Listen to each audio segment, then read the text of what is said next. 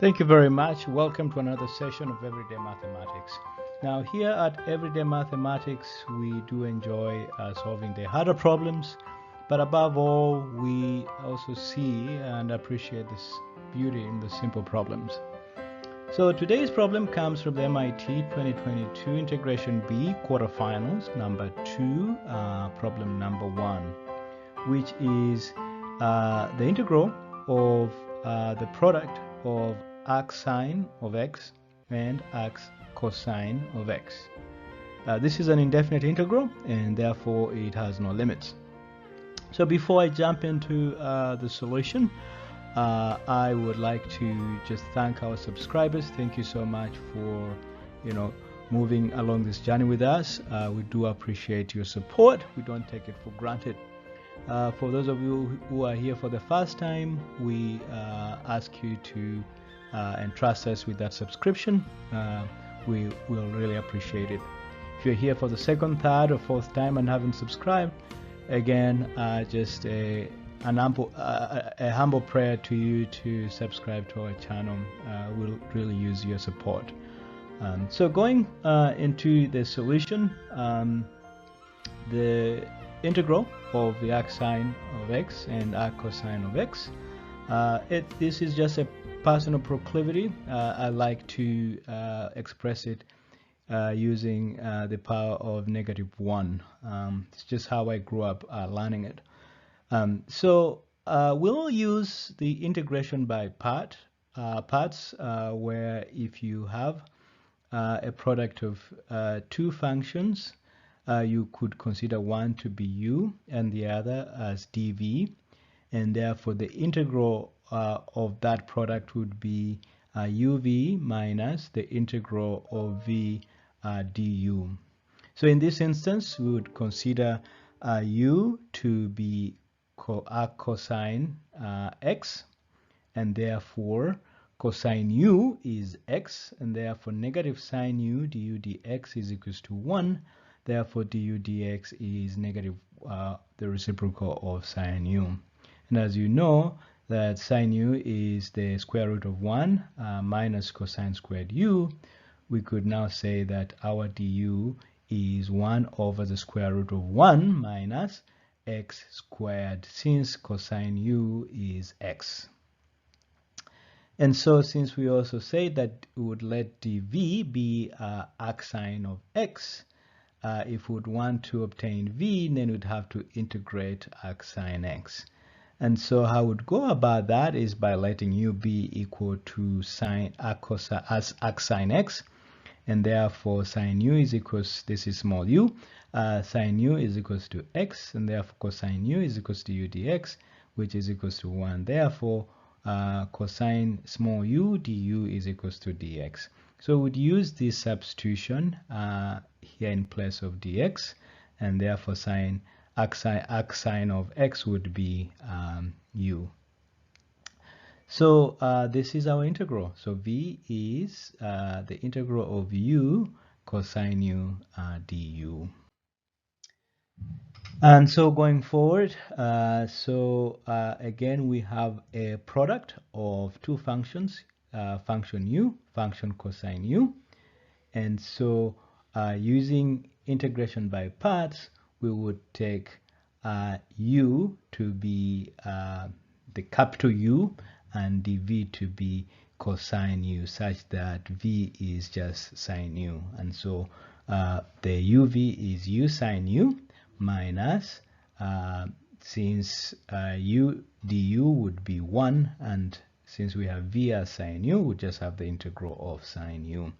And so the integral of sine u is negative cosine u, and since we have two cosines here, two negative signs here, so that would just become a positive. So our v is u sine u plus cosine u. Since we express u to be equal to arcsine x, so putting back things back into the x domain, u would be now arcsine x, and then sine u would be x, plus cosine u is the same as the square root of 1 minus sine squared u, which means that the value of v is arcsine x plus the square root of 1 minus x squared. So that's that. Now, going back to our initial expression where we said we're going to use integration by parts in the original expression, our u dv is considered u to be arccosine x, and dv we consider that to be arcsine x. And then we've found what u is and what v is, and we know what v is and what du is. U would be, as I said, is expressed in blue, arccosine x.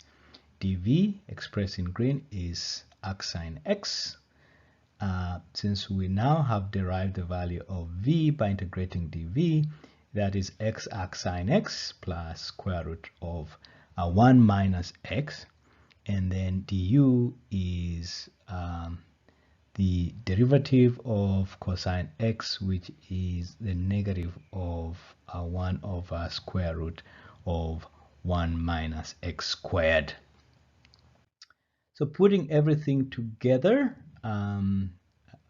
we have now the integral of arcsine x, arccosine x being equal to uv, which is arccosine x times x arcsine x plus the square root of 1 minus x squared, minus again we have our v here, which is x arcsine x plus square root of 1 minus x squared, and then our du is 1 over square root of 1 minus x squared, negative sign there.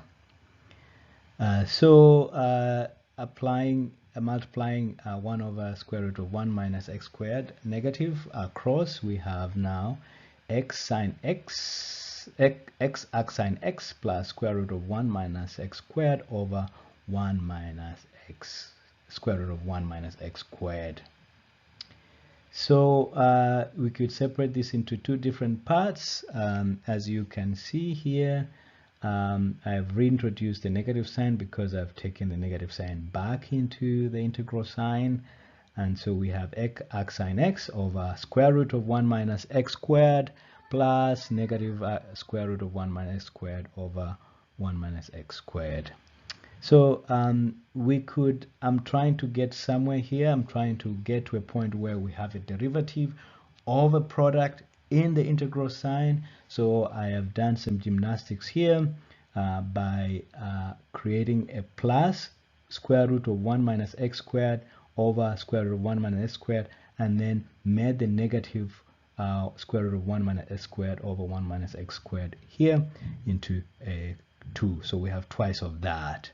Okay, so this means that these square roots would cancel out, so we just have a constant 2 here. But it's important to keep this positive square root of 1 minus x squared over square root of 1 minus x squared as it is. This is important because now I can show that under the integral sign we have the product of arcsine x times the derivative of the square root of 1 minus x squared plus square root of 1 minus x squared times the derivative of arcsine x. So this is what now, the second part is what leads to this redundant square root of 1 minus x squared over 1 minus x squared. So what we see here is we have a derivative of a product of two functions here, and we can consolidate that as follows. So now we have the derivative of a square root of a product of square root of 1 minus x squared and arcsine x, and then we still have our minus 2 there. So what that means is that we can just integrate that into the square root of 1 minus x squared times arcsine x minus 2x.